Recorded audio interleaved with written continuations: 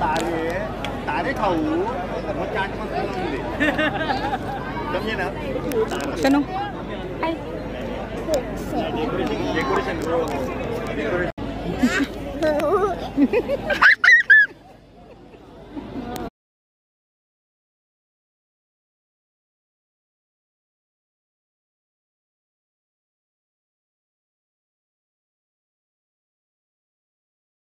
अग्रगण्य संस्था म्हणजे वेसावा मच्छीमार सहकारी सोसायटी लिमिटेड,